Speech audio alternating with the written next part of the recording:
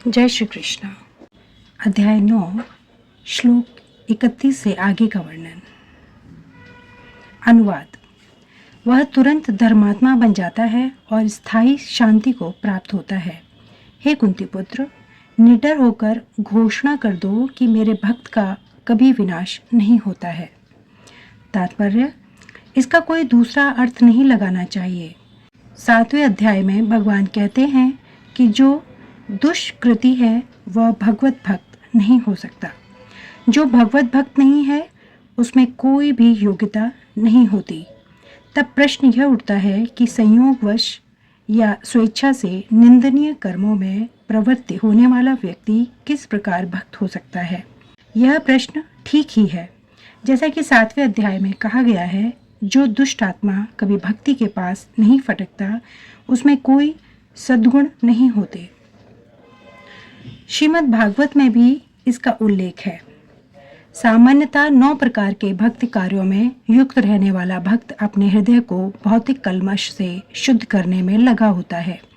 वह भगवान को अपने हृदय में बसाता है। फलतः उसके सारे पापपूर्ण कल्मश धुल जाते हैं। निरंतर भगवान का चिंतन करने से वह स्वतः शुद्ध हो जाता है।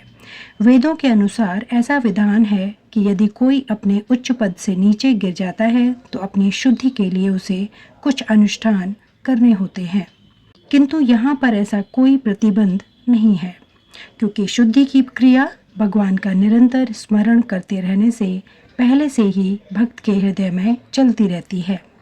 अतः हरे कृष्ण कृष्ण कृष्ण हरे हरे, हरे राम राम राम हरे हरे इस मंत्र का अनवरत जप करना चाहिए। यह भक्त को आकस्मिक पतन से बचाएगा। इस प्रकार वह समस्त भौतिक कल्मशों से सदैव मुक्त रहेगा। श्लोक 32। अनुवाद। हे पार्थ, जो लोग मेरी शरण ग्रहण करते हैं वे भले ही निम्न जन्मा स्त्री, वैश्य, व्यापारी तथा शूद्र, श्रमिक क्यों न हो, वे परम धाम को प्राप्त करते हैं। तात्पर्य, यहाँ पर भगवान ने स्पष्ट कहा है कि भक्ति में उच्च तथा निम्न जाति के लोगों का भेद नहीं होता। भौतिक जीवन में ऐसा विभाजन होता है, किंतु भगवान की दिव्य भक्ति में लगे व्यक्ति पर यह लागू नहीं होता। सभी परमधाम के अधिकारी हैं। श्रीमद् भागवत में कथन है कि अधम योनि चांडाल भी शुद्ध भक्त के संसर्ग से शुद्ध हो जाते हैं।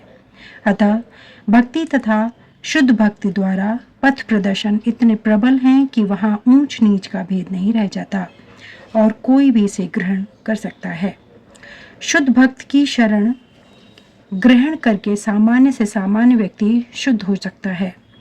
प्रकृति के विभिन्न गुणों के अनुसार मनुष्यों को सात्विक, ब्राह्मण, रजोगुणी, क्षत्रिय तथा तामसी, वैश्य तथा शूद्र कहा जाता है। इनसे भी निम्न पुरुष चांडाल कहलाते हैं और वे पापी कुलों में जन्म लेते हैं।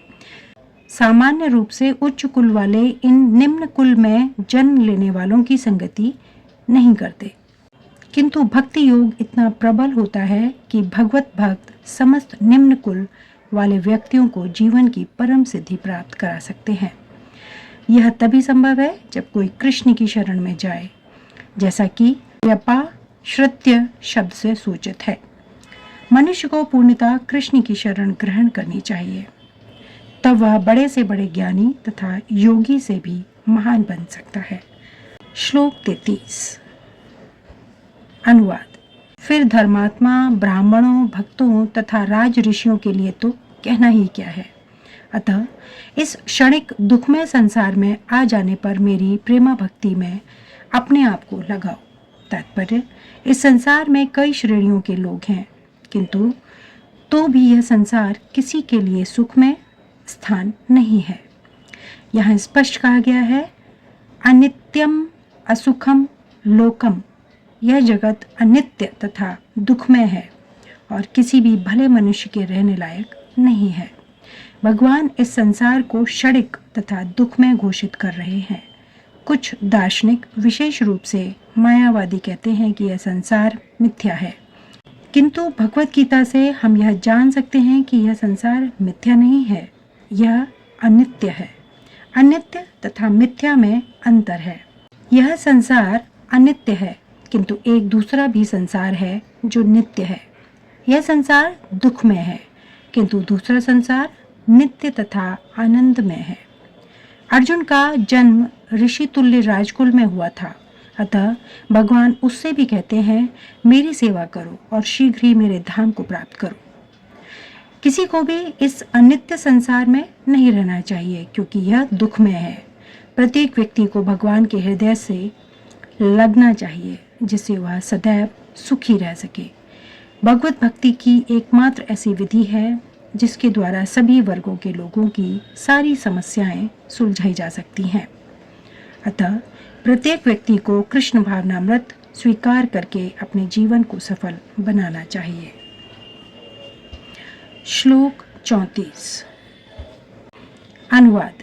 अपने मन को मेरे नित्य चिंतन में लगाओ, मेरे भक्त बनो, मुझे नमस्कार करो और मेरी ही पूजा करो। इस प्रकार मुझ में पूर्णता तल्लीन होने पर तुम निश्चित रूप से मुझको प्राप्त होगे। तात्पर्य। इस श्लोक में स्पष्ट इंगित है कि इस कल्मश ग्रस्त भौतिक जगत से छुटकारा पाने का एकमात्र साधन कृष्ण भावनामृत है। कभी कभी कपटी भाष्यकार इस स्पष्ट कथन का तोड़ मरोड़ कर अर्थ करते हैं कि सारी भक्ति भगवान कृष्ण को समर्पित की जानी चाहिए। दुर्भाग्यवश ऐसे भाष्यकार पाठकों का ध्यान ऐसी बात की ओर आकर्षित करते हैं जो संभव नहीं है। ऐसे भाष्यकार यह नहीं जानते कि कृष्ण के मन तथा कृष्ण में कोई अंतर नहीं है। कृष्ण कोई सामान्य मनुष्य नहीं है, वे परमेश्वर हैं। उनका शरीर, उनका मन तथा स्वयं वे एक हैं और परम हैं, जैसा कि कर्म पुराण में कहा गया है और भक्ति सिद्धांत सरस्वती गोस्वामी ने चैतन्य चरितामृत 5 अध्याय आदि लीला के अनुभाष्य के उद्धृत किया है। देह देही विभेदो य नश्वरे विद्यते क्वचित, अर्थात परमेश्वर कृष्ण में तथा अपने शरीर में कोई अंतर नहीं है। लेकिन इस कृष्ण तत्व को न जानने के कारण भाष्यकार कृष्ण को छिपाते हैं और उनको उनके मन या शरीर से पृथक बताते हैं। यद्यपि यह कृष्ण तत्व के प्रति निरी अज्ञानता है, किंतु कुछ लोग जनता को भ्रमित करके धन कमाते हैं। कुछ लोग आसुरी होते हैं, वे भी कृष्ण का चिंतन करते हैं, किंतु ईर्ष्यावश जिस तरह की कृष्ण का मामा राजा कंस करता था, वह भी कृष्ण का निरंतर चिंतन करता रहता था, किंतु वह उन्हें अपने शत्रु रूप में सोचता था। वह सदैव चिंताग्रस्त रहता था और सोचता रहता था कि न जाने कब कृष्ण उसका वध कर दे।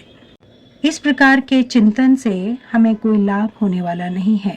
मनुष्य को चाहिए कि भक्तिमय प्रेम में उनका चिंतन करे, यही भक्ति है। उसे चाहिए कि वह निरंतर कृष्ण तत्व का अनुशीलन करे। तो वह उपयुक्त अनुशीलन क्या है? यह प्रामाणिक गुरु से सीखना है।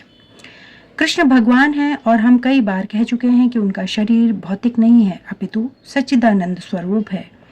इस प्रकार की चर्चा से मनुष्य को भक्त बनने में सहायता मिलेगी, अन्यथा अप्रामाणिक साधन से कृष्ण का ज्ञान प्राप्त करना व्यर्थ होगा। अतः मनुष्य को कृष्ण के आदि रूप में मन को स्थिर करना चाहिए। उसे अपने मन में यह दृढ़ विश्वास करके पूजा करने में प्रवृत्त होना चाहिए कि कृष्ण ही परम है।